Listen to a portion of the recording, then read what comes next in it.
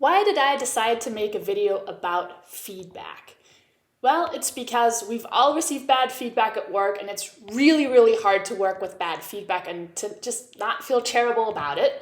So I looked around online to see if I could find any advice for how to deal with feedback more productively, and I couldn't find anything. So I'm hoping that this video will also help you, because I'm sure you've ended up here because you've received bad feedback. And so let's dive right in. The first step for dealing with bad feedback is what to do when you receive the feedback. So in the moment that someone shares bad feedback with you. Well, the first thing you can do is to try to maintain perspective. This isn't necessarily feedback around you as a person. It's more about you as an employee, what you could be doing as an employee to be more effective. So try to keep that in mind when you get bad feedback at work. Possibly the person sharing this feedback with you doesn't even know you as a person. They probably just know you as a colleague. So it's really important to try to keep those two things separate, and it can really help you detach yourself a little bit from feeling offended by the bad feedback. And it'll help you with the next step as well, which is demonstrating gratefulness. You can thank someone for the feedback, even if you don't feel grateful in the moment, and even if it feels unfair. And just building this into your habit, into your routine when you receive bad feedback is really helpful to actually make you feel grateful. I've noticed this myself. I've tried to just always default to thanking the person for the feedback, particularly when I'm starting to feel the emotions bubbling up. And this can really help you move forward with the conversation and make you feel less defensive as well. The last thing you can do when you receive feedback is to clarify in the moment what you can do to move forward. So for example, maybe there's something that you don't fully understand about the feedback. So now is your time to ask, to make sure you fully understand where the feedback's coming from and what you can do to work better, essentially. It's really important when someone shares bad feedback with you to not contest the feedback or disagree with it in the moment, even if you really disagree. It's usually not productive to do that because it'll make you seem defensive. We'll see later on in this video what you can do if you are really feeling upset about the feedback you received, and how you can speak up in respectful dialogue. For example, a friend of mine recently received the feedback that he was multitasking too much in meetings, and he told me, well, can you believe this? Like, I don't do this all the time, so it really felt unfair to me. I see a lot of other people doing this in meetings as well, and maybe I was handling an important issue at the moment. So you can tell that he's really trying to come up with excuses for why he wouldn't need to change his behavior based on that, and that's a bad reaction to bad feedback. And we'll see what you can do instead. So in the next step, which is after you receive the feedback, there's a couple of things you can do. First of all, I think it's really important to confront your emotions here and to just be angry or upset for a couple hours and then to try to let it go. I don't really believe in bottling up your emotions and letting them eat away at you. I think it's really important to just be angry for a little while and then to try to let it go. And you can be compassionate about yourself here. You can try to keep in mind, if your best friend had received this feedback, what would you tell them? And can you tell yourself that same thing? And that can help you really accept the feedback a little bit better, and it can help you deal with your emotions a little bit better as well. Then you can start to think about what aspects of the feedback might be most useful to you. It's usually the case that around 80% of the feedback is actually nonsense, at least in your eyes, but there is usually a little grain of truth in there that you can use to work with, to move yourself forward. And at this point, if you haven't done so yet, it's really important to let go of any hurt and anger. You can check out in the description below my emotion makeover meditation, which I love for these kind of cases. I do this a lot, and it's really been helpful for me to keep my emotions under control and to work with them in a fairly healthy manner. So I'm hoping you'll check it out if you have problems with this as well.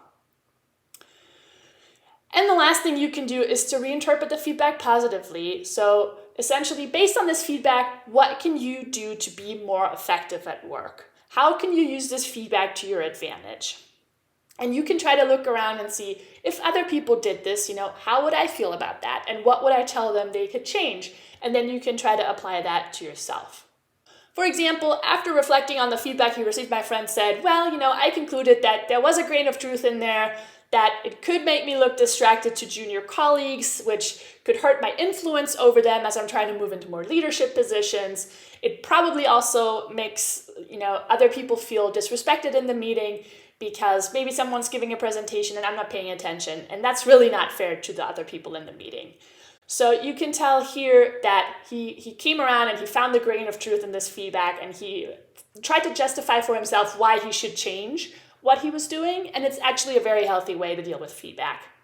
And the conclusion actually that he arrived on was based on the fact that he just interpreted his feelings when he noticed other people doing the same thing and how he would feel about that. He actually felt disrespected when he saw other people using their computers in meetings. So you can always look to others as well to try to find a way forward for yourself if you're stuck. Hopefully, the first two steps that we discussed up to this point have helped you to feel better about the feedback you received and maybe even given you something to work with to move yourself forward. But it won't be the case in all cases. And usually when that happens, then that means that you're feeling treated very, very unfairly. And you now have two options. One option is you can choose silence and to not speak up about how you feel with respect to the feedback, and that's usually, might be a good idea to do. It depends on the case, so I don't recommend this in all cases, but in the majority, it's not necessary to fight back for every little piece of feedback that you receive. So just keep that in mind and make your own decisions regarding how to move forward based on the feedback you receive. The point about staying silent is if you're really upset about the feedback, then actually your colleagues or even your boss might notice anger or the fact that you're upset in how you act towards them. So that can actually hurt you in the long run, but you'll have to decide for yourself.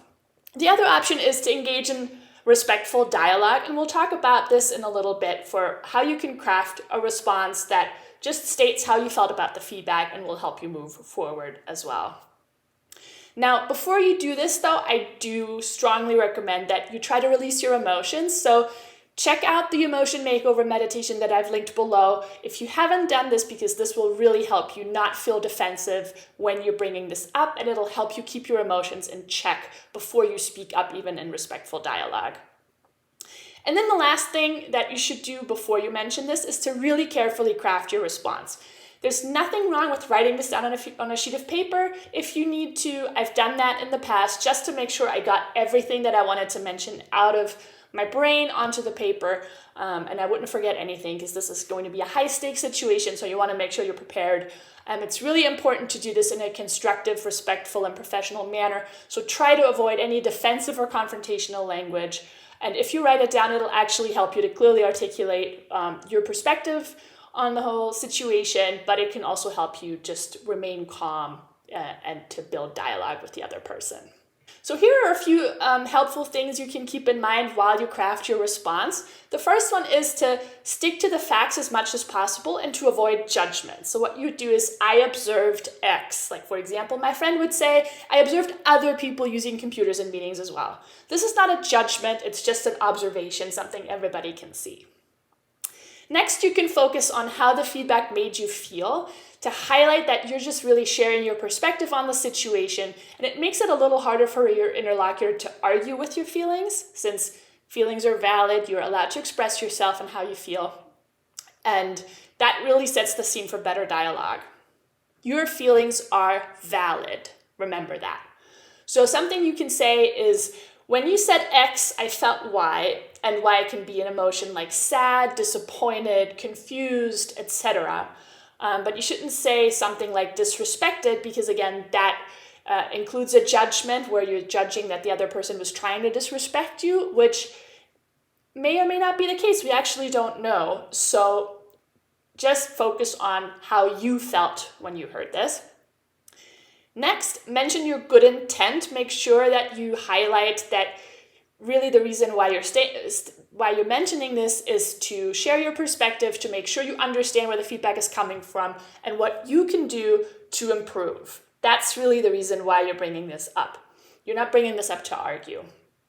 And then the last thing is to ask for other people's thoughts. So for example, the person sharing this feedback with you, you can ask them, do you have any thoughts around what I just shared with you? How do you view this? Can you help me understand this a little bit better?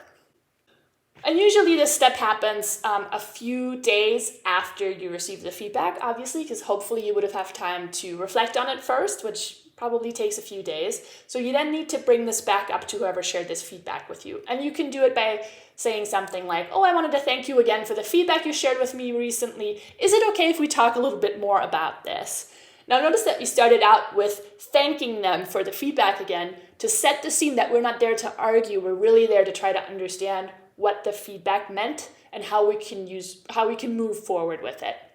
And then you're asking for permission to actually continue talking about the topic. And that can just, again, set the scene for dialogue. You're kind of like asking them if it's okay, and they'll say yes or no, depending on, maybe they have a busy day and maybe they don't have the time to talk about it right now. So it's really important that you start out with these two phrases to just make sure everybody's on the same page, that you're trying to have a dialogue about the feedback you received. And then you can say something like, I've noticed that others in meetings also use their computers. So when I received the feedback to not multitask, I felt confused because I've noticed others do this as well. So notice that we focused on our observation here of what we saw in the meeting. We didn't say, oh, I've noticed other people are always as distracted in meetings, because that would have been a judgment. And then we focused on our emotion of feeling confused around why we received the feedback. Next, we're going to state our intent, so we can say, the reason I'm mentioning this to you is because I'd like to make sure I really understand where the feedback is coming from and what I could be doing differently. And finally, we'll open it up for the other person's perspective by saying, what are your thoughts around this? Could you help me understand the situation a little bit better? And then hopefully from there, you'll have a really nice dialogue with the person, and you'll just hear lots of help from that person, lots of thoughts from that person for what you could be doing better, and it'll be really helpful to you to move forward with the feedback. So in summary, I've had a lot of success dealing with negative feedback and building more meaningful professional relationships by following these steps. Let me know in the comments below if you found this video helpful, and if you liked it and would like to learn more about how to build strategic professional relationships, for example, with your boss. Check the description below or visit ambitiouscareergoals.com to download our free guide to making your boss a partner for your success.